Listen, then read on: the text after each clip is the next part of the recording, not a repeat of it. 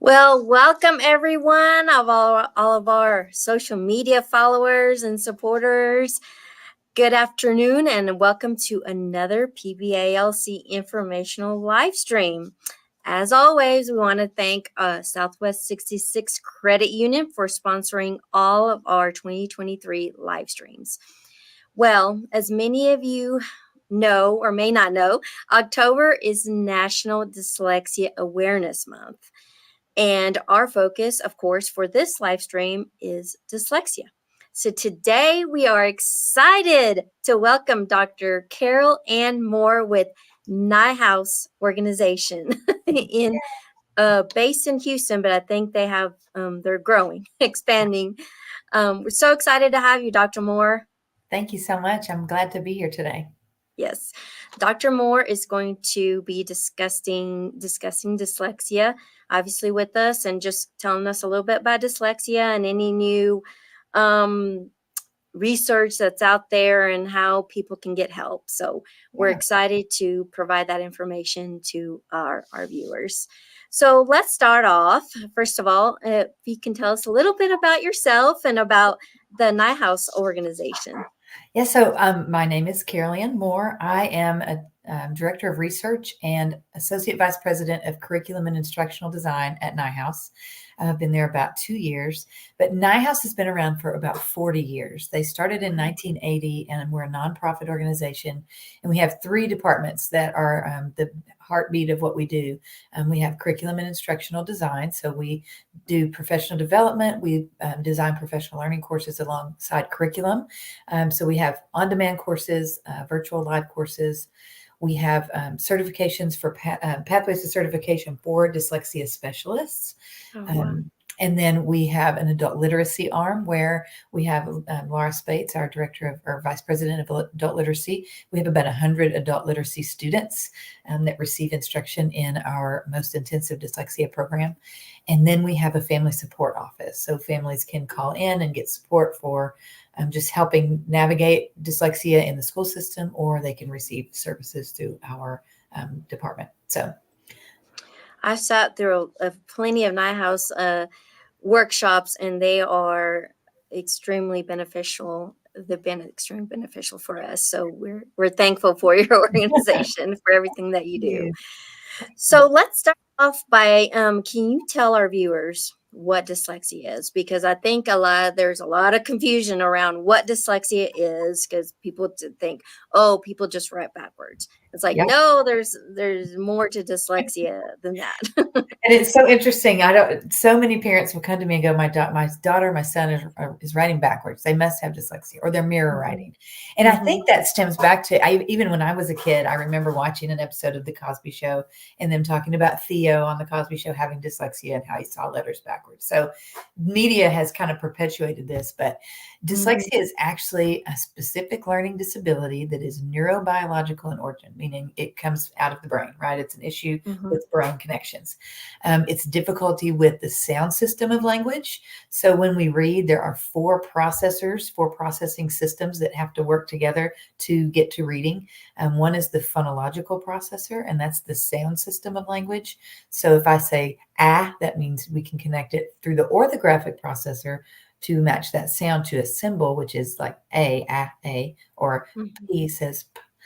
And then when those 2 are working together, we can get to the context, and then we can get to the meaning.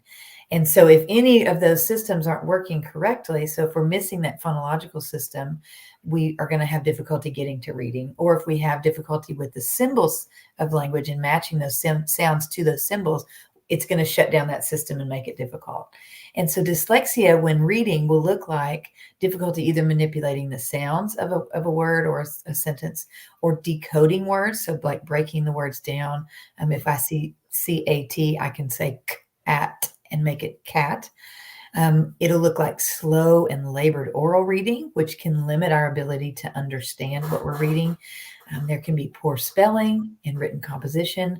And as you can imagine, over time, there's shame that comes with that, and shame fatigue from trying to hide it.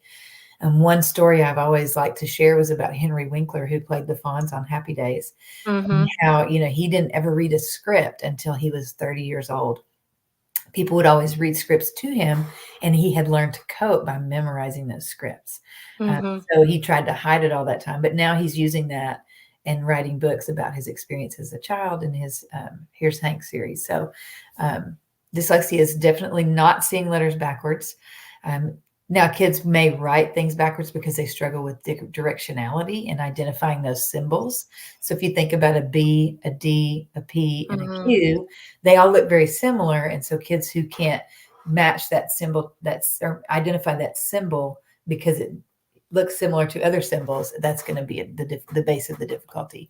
It's not a visual difficulty, and there are many studies with MRIs, fMRIs, that show that one side of the brain highlights over the other. So when in typical readers, the left side of the brain is going to highlight, but in non-typical dyslexic readers, the right side of the brain is highlighting. And so through intervention, we can make new pathways so that that left side of the brain highlights to show that they can make progress and use those strategies and skills to read. What was the other thing? Let's see. And how common is dyslexia? Yeah, so dyslexia can be anywhere from 5 to 17%. So it's like one in 5 people. In Texas, in elementary school, we have been under identifying students. And a lot of that stems back to the way we have taught kids to read. In 2019, we were only identifying students at about 3.8%, so well below that 5%. And then English learners, it's even less than that. It's only 2.1% that we're identifying. So we've got a lot of work to do. And I would say for adults, I think in Houston alone, 1 in 3 adults is functionally illiterate. And, a lot of that stems back to that we need early identification, or they're misidentified with either maybe an intellectual disability when really it's a reading difficulty. So. And so how can dyslexia be diagnosed? Yes. So if you have a child that is, as you suspect, has dyslexia, this would go through the school. They would go through this. Now, what they used to have a different pathway, but now they've passed legislation that it's done by either an educational diagnostician or a school psychologist, and they would go through the special education process. We would want them to be getting intervention in the meantime. For adults or older students, you might need to go through a neuropsych eval or a diagnostic learning service center. This is often really expensive and involves a whole battery of tests like IQ, cognitive tests, or then achievement tests in reading, math, language, spelling, and writing. But at Neuhaus, we don't diagnose. I don't know about your center and what you guys offer, but I know at Neuhaus we use achievement tests to identify strengths and weaknesses. We don't give a diagnosis, but we are able to identify those strengths and weaknesses to provide instruction that can be beneficial and help remediate people who are struggling with reading. When a diagnosis might be beneficial is in the workplace. I know we had someone contact us just a couple of weeks ago they were in their 60s and they had lost several jobs because they're spelling in emails and their communication. And so having a diagnosis might be beneficial because you can get accommodations in the workplace. Yes. And so I think that's really important to highlight. I know my son has dysgraphia, undiagnosed, but he works in construction and his boss wanted him to handwrite a list. Well, he could rewrite that list and it's never going to be neat. So, he had to advocate for himself to be able to type that list. So, people being able to access accommodations such as speech to text or text to speech, just to be able to, perform in the workplace to their level of ability. Yes. And that's what we tell our students too, that have been diagnosed with dyslexia. Oh, we do have a question. Does the diagnosis allow for access to programs? So if you're diagnosed with dyslexia, student is diagnosed with dyslexia, will that allow access to programs? That's a really good question. And you might be able to answer that more than me. Yes. Well, I can only speak for adults, but in K through 12, definitely if a K through 12 student is diagnosed with dyslexia, schools, teachers are required to provide accommodations. And with us, We don't diagnose. Right. Like Neuhaus, we don't diagnose either, but our curriculum is set up that if we can kind of figure out whether this person does have dyslexia or not, and then we can accommodate our curriculum for them. So it doesn't our assessments are not uh, So, a diagnosis of dyslexia is not going to prevent them from us providing them services. right. We'll put it that way. Yeah. Well, and I would say But too, that's like, just us. Nyhouse, I'm pretty sure is the same way, and I'm sure other adult literacy organizations are the same way. It's yeah. if you're diagnosed with dyslexia, you're not going to be it's not going to prevent you from receiving services from that organization. And I would say too, like any of the for adults, the Texas Workforce Commission, or adult services like that are going to Hmm. support people in acquiring those skills and things that they need, regardless of Absolutely. the diagnosis. So, but And you mentioned, Dr. Moore, that for adults specifically, getting those being diagnosed and getting those tests is expensive, but there might be funding available yeah, to offset those costs, specifically from. I'm glad you brought up workforce, because workforce, they want people working, and so if this if they can get diagnosed with this and receive accommodations and continue working, then workforce is going to work with that individual to get them some kind of funding or grant or something to get tested. yeah. And I would say too, for students, I know I recently had a friend that sent me her daughter's testing, and the school did not qualify her daughter for dyslexia, but she Mm-hmm. clearly had dyslexia. Mm-hmm. And so it was helping that parent advocate for her child to get services and intervention, Yes. because they didn't provide the daughter with intervention even for a Mm-hmm. year. And the mom went back, a year later and was like, "Hey, she's still struggling. What are we going to do?" So Yeah. it's, seeking out our family support office, or, you guys may have some recommendations too Mm-hmm. for people to help you interpret those, because our school psychologists don't necessarily have special training in reading. Yeah. So having someone knowledgeable, like a dyslexia specialist or a therapist, Yes. to help you kind of Yes. navigate that is always beneficial too. And I know K through 12 schools are required, I know in Texas, to have dyslexia specialists. Yes. The problem in the Permian Basin that we're having, and I'm sure it's probably across Texas too, is that there's not enough of them.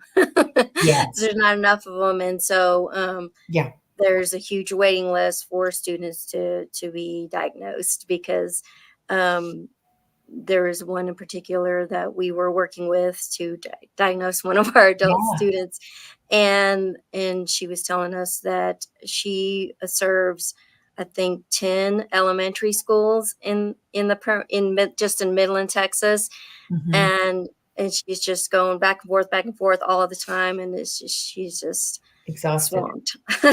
Well, when Yeah, so there's not enough. I worked at a campus, and I had 57 students that I had to serve every day. And so Yeah. I had, 20-minute lunch, and then it was back to work. But just Yes. because they need that level of intervention Yeah. that's consistent, and the dosage has to be right so that they get enough Exactly. exposure. So, yeah. Yeah.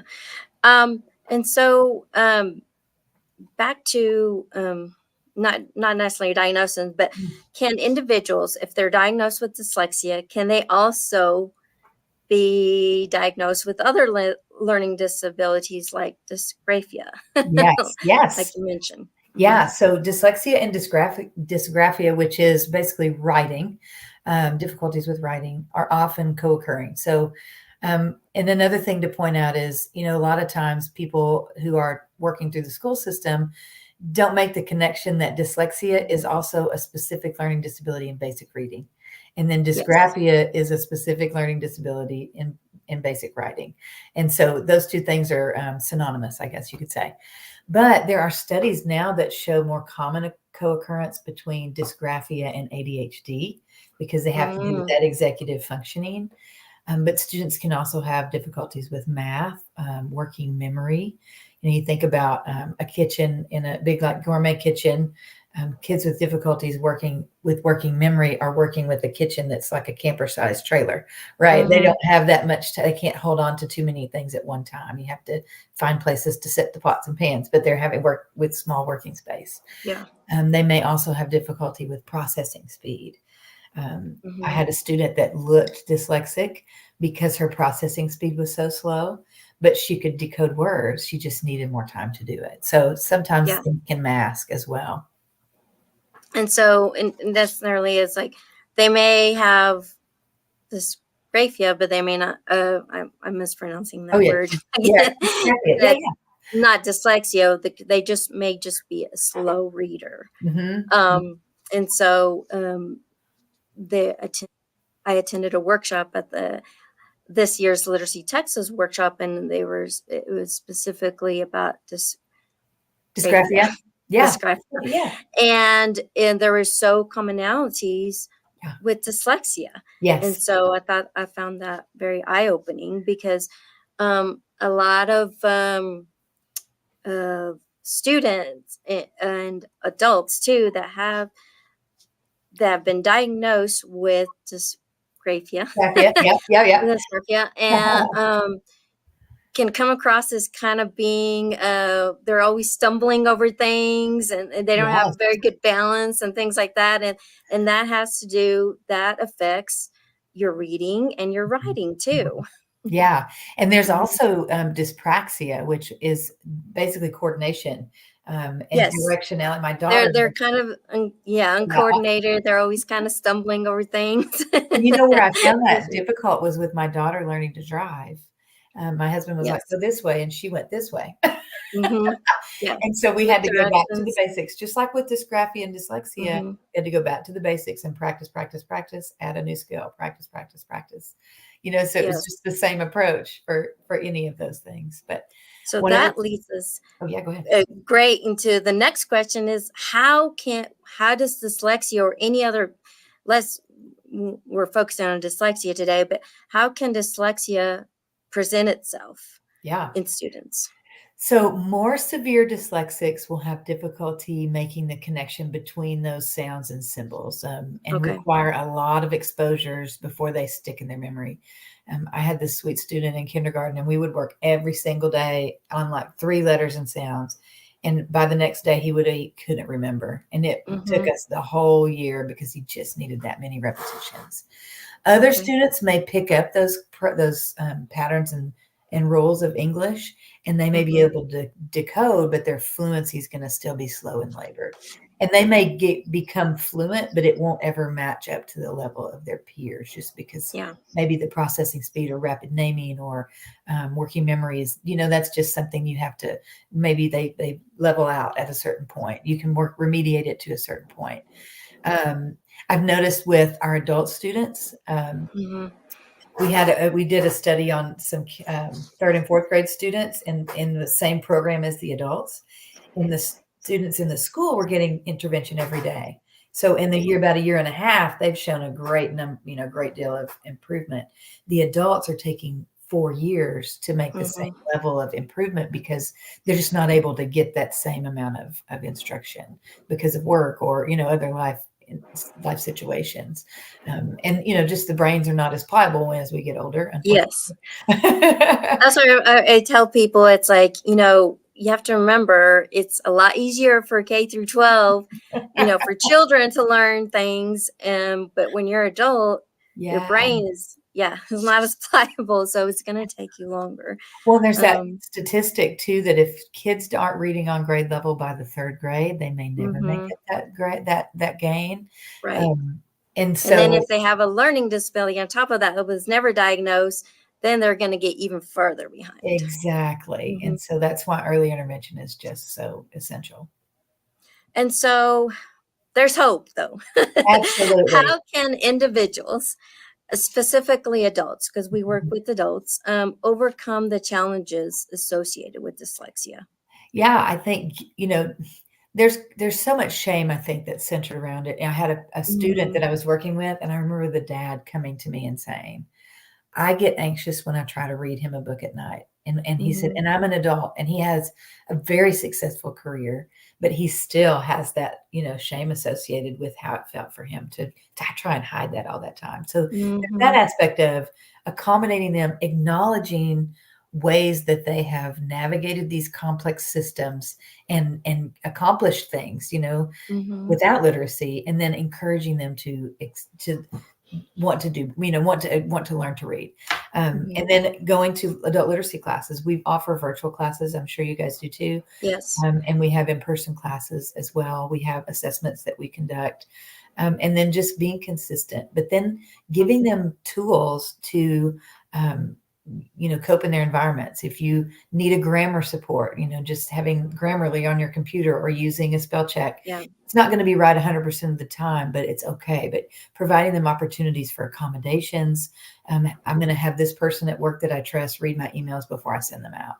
So just Mhm. helping them find those tools that are going to help them be successful while they're working on the reading skills, I think is huge. And have patience too. We always have Oh, to remind gosh. our adult learners, it's like, you know, the first you took the first step, it's Yeah. seek help. And so Yes. And just praising them. remember you're an adult. And so, And we that's have to such a remind them. Yeah. it's like a step on the moon, right? It's huge. Yes. It's so huge for them to overcome all that they have experienced and then take that first step. We have Yeah. students, I don't know about you guys, but we have students from ages 16 to 89. Our Uh-huh. oldest student who was just like, it's never too late. I'm going to learn to read. Exactly. And there's Yes. so many tools now. There was a lady that's in our adult literacy program that all she wanted to do was learn to read so she could read to her kids. Mm-hmm. And a company volunteered to take her voice and use AI to read a book. And so while she's learning to Oh, read, the that's AI, brilliant. That's a great use of AI. yes, exactly. So the AI is reading her, using her voice, reading to her children. So it's given her that motivation to hear herself read, but also to keep working so she can do it herself. Absolutely, absolutely. And don't get discouraged. Like I said, Absolutely. there's there's tons of celebrities, Henry Winkler, Yeah. Jennifer Aniston, that who's the guy Tom that Cruise or, Verizon. oh, I yeah, mean, there's so they many. all had dyslexia and they're very successful. Yeah. Having a learning difficulty is not going to affect your success rate. Absolutely. Well, I don't know about you guys, but I find that adults who maybe have gone undiagnosed will find hands-on jobs. Like I live in Austin. Obviously, we have a huge music community. So many musicians, when I tell them what I do for a living, they go, "Oh, I had that." And I'm like, "Well, you still do. You've Uh-huh. just found some really great ways around it." And they play Yes. instruments because they can, just think outside the box and play guitar, Uh-huh. play whatever. So anyway, it's really neat to Absolutely. see how they've overcome that. Um, and so we serve in Neuhaus as well a lot of adults that speak limited English, Mhm. or they're improving or learning English. Is this dyslexia? I get this question a lot. Is dyslexia the same in different countries, cultures, languages? This is actually, I just published a paper on this very topic. So it's Oh, good. a cross orthographic view of dyslexia. So there's some really nerdy terms, but the orthography is the written system of the language. And so there's something called orthographic depth, and it is the sound symbol correspondence is of a language. So Spanish, for instance, right, the symbols and the sounds are highly correspondent. So when you see a letter, it makes that sound. It's not going to be varied. Like in English, we have an A might say Hmm. uh. It makes all different. So we call it one to many in English. And so they rank it by transparent to opaque or shallow to complex. And so English is way over here on the complex and opaque. And Spanish would be more transparent because, an M is going to say Hmm. whether it's, and then in English, we have all these different crazy rules and patterns. But Finnish would be the most transparent, easiest language. So in Finnish, kids often learn to read proficiently by first grade, whereas in English, it takes kids sometimes third to fourth grade before they can read proficiently. Hmm. Um, and so dyslexia will look different in Finnish. It will look more like labored fluency because they're not having to navigate all the patterns and rules. Does that make sense? Mm, okay. And then, then we have our non-alphabetic orthographies like Chinese, which is what we call morphosyllabic. And then the sheer number of symbols in Chinese, Mm-hmm. if a student is struggling with those symbols, they're going to have a harder time reading. But one thing that we know that's consistent across all languages is rapid automatized naming. So the ability to pull up Okay. and name things quickly. Okay. So I'm happy to share my nerdy paper with you. Yes. If you Share it in our links so we can get that information out. Right. And Yeah. that is so interesting. And because we're seeing a lot more English language learners from Asian countries. And Yes. Asian language is it's like a word. If you say a word with a high level The of intensity, tones. it means one Yes. thing. If you say it with a low intensity, then it means something different.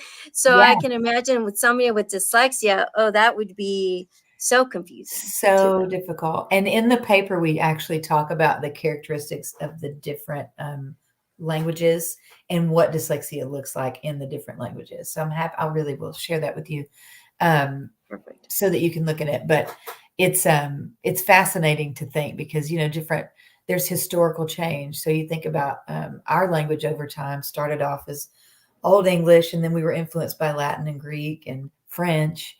But the French language is going to have different features, like they have the EAUX at the end of words that's silent, right? It makes one sound, Hmm. and there's all these silent letters. So it's going to look a little different in different languages. Yes.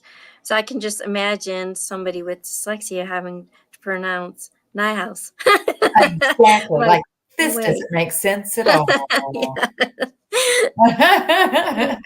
And so, how can we best serve adults that speak limited English Yeah. that have a learning disability?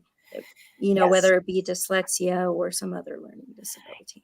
The same type of instruction is beneficial that, addresses phonological awareness, phonics, fluency, vocabulary, comprehension in a structured way that teaches people the patterns and the features of English, the structure of the language, if you will. Hmm. Um, but then there needs to be a focus on that oral language development and building that Okay. knowledge background for them.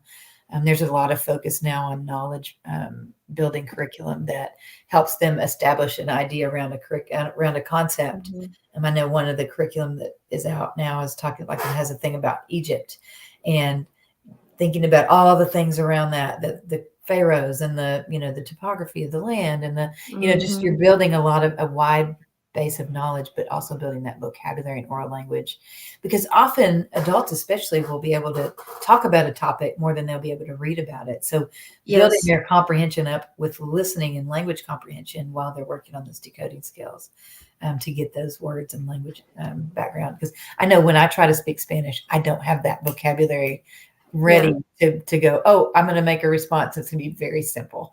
So, Yeah. You can put it. I would imagine it was probably not any different than teaching our what we call uh, students with that never had any formal education. It's yes, like you have to start them from the beginning, and I would say it would be something similar with non-English speakers that have yes, a learning disability. You have to say B, B, yes. B, and then pronounce it Mm, all, and then draw the B, draw the B, draw draw. the B, show them a B, show them a B. I would think it'd be the Right. same thing because they have to hear it. They Yeah, have to hear it and they have to right. see it. And And they there's have to be also, able to yeah, making those write it. connections from English and from Spanish or their first language to English. Now, obviously, that's going to be hard if they're speaking an Asian language or a non-alphabetic language, because those aren't going to have connections. But Spanish to English, we can make what we call positive and negative transfers for them. So a positive transfer would be like an M says in both languages. But an Okay. A is going to be different, or an I in English may say I, but in Spanish it says E. So trying to Hmm. point those things out as we're learning to acknowledge their first language, but then say in Spanish it's this, but in English it's this. So making those connections for Yeah. them, I think, is helpful. And we also remind students that that get frustrated that are trying to learn English. I was like, English is one of the most complicated languages The to learn. hardest one. Yeah. So don't get disappointed. So true. No, that's so important. I agree. And so quickly, what resources are available? I know there's organizations like Neuhaus that does a fantastic job with dyslexia, especially for adults. And we'll share the link to Neuhaus and programs Yeah. that y'all provide as well. But what other resources are available to help individuals with dyslexia? I know the Google platform has a lot of like accommodations and features that you can use speech to text. You can do voice text where it will read a document for you. Microsoft as well will have, there's an app on the phone called Microsoft Lens that you can take a picture of a document. It will read it back to you. So if you're trying to read a medical document and you need to take a picture of it and then it'll upload it and it'll read it to you out loud. There's a book that I highly recommend. You can also do the audio book, and it's the author reading it. It's called The Dyslexia Empowerment Plan by Ben Foss. And it's a great one for parents or adults because he had severe dyslexia. He went to Stanford and got his law degree and his MBA, and he developed the Intel reader for himself so that he could read he couldn't keep up with the law briefs that he was having to read. And so he developed that for himself so he could listen to the briefs. Wow. And it talks about his experience and how he navigated that. So it's a great book. And then there's a National Center on Improving Literacy. It's got the access for lots of resources. Yeah, legislation in different states. So depending on where you are, you might want to look at that and see what laws in your state are centered around dyslexia for students. Understood.org has a lot of information on and a simulation on dyslexia. Neuhaus also offers a virtual simulation on dyslexia, and it's really powerful. I think it helps you understand kind of what that feels like. Yep. And then International Dyslexia Association, it's EIDA.org. They have a lot of infographics and fact sheets. And then they have an annual conference for practitioners and for families, a lot of family support. And then next year, the conference is going to be in Dallas. So it'll be accessible for Texans. Perfect. Yeah. And we will share, Dr. Moore, if you'll share all those links with us, we'll share them on our comments below the webinar. And finally, is there any new research that has come available to help individuals with dyslexia or any other learning difficulties? Yeah, there are several studies proposing new models of identifying dyslexia, just because the ways that we have done that in the past have tended to rely on IQ, and IQ can be misleading, right? Just because somebody has a low IQ, or it may be that's one test on one day, it may just not be representative of what they're capable of doing. And so considering a multitude of factors like family history, we didn't talk about that earlier, but it is genetic. And if your parent had dyslexia, you're 40 to 60% more likely to have a child with dyslexia. So it's highly hereditary. In the past too, there's a study that showed in 2009 out of Texas A&M that showed that university professors did not have the knowledge to train pre-service teachers to actually teach reading. And so now we have made a lot of gains in training teachers in pre-service programs and in-service programs. So Texas has the reading academies where teachers have to take 6 hours of reading instruction, reading theory and background so that they are more knowledgeable to work with students. Pre-service teachers have to pass a certification exam before they can go into the classroom. So there's a lot of things, a lot of progress has been made. We've still got work to do, especially around English learners and how we're addressing them. But a lot of progress has been made regarding just how we're teaching kids how to read. We know what works for dyslexic students works for all students. So we just need to improve the way we teach kids to read. Yes. And I'm so happy to see that there's some changes being made in the way that reading is taught. Something has to change because it's like we're not making any progress there. It's so true. Yes. And any last thoughts, Dr. Moore, that you would like to add? I think just, focusing on early identification and Mhm. advocating for your kids, advocating for yourself is so Yes, huge.